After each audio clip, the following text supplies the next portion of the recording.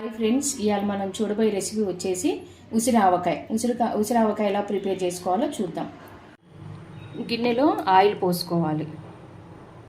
నూనె వేడయ్యాక తాలింపు దినుసులు వేసుకోవాలి.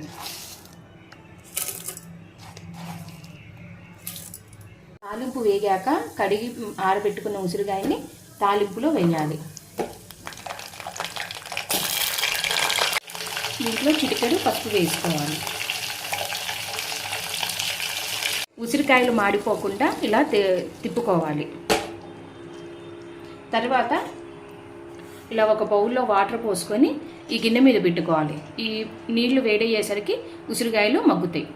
ఉసిరికాయలు ఉరికేలోపు మనం ఆవాలను వేయించుకుందాం. ఆవు పిండి కోసం చిన్న బాండీలో 4 స్పూన్లు ఆవాలు వేసుకొని నూనె లేకుండా వేయించుకోవాలి. ఆవు పిండి కోసం చింతపండుని 2 రబ్బలు తీసుకొని నానబెట్టుకొని ఇట్లా రసం తీసుకోవాలి.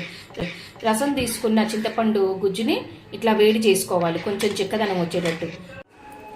ఉసిరావకాయలోకి చిన్నుల్లిపాయ, ఎండుమిర్చి, కారం 3 స్పూన్లు, ఉప్పు 2.5 స్పూన్లు. ఉప్పు కొంచెం తక్కువగా వేసుకోవాలి.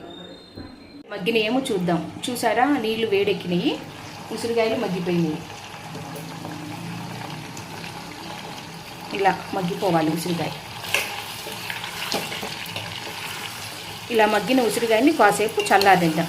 కాసేపు చల్లారాక ఉప్పు, కారం, ఆవు పిండి అవన్నీ వేసుకుందాం. ఉడకబెట్టిన చింతపండు గుజ్జుని ఉసిరికాయల్లో వేసుకొని ఇట్లా ఒక ఉడుకు రానివ్వాలి. ఉసిరికాయల్ని ఒక ఉడుకు రానిచ్చాక స్టవ్ ఆపేసి కాసేపు చల్లారనివ్వాలి. ఇలా ఉసిరికాయలు చల్లారిన మిశ్రమంలో కారం, ఉప్పు, మనం ఇందాక వేయించి పెట్టుకున్న మెంతిపిండి, మిక్సీ వేసుకున్న మెంతిపిండి అన్నీ వేసి ఇట్లా కలపాలి.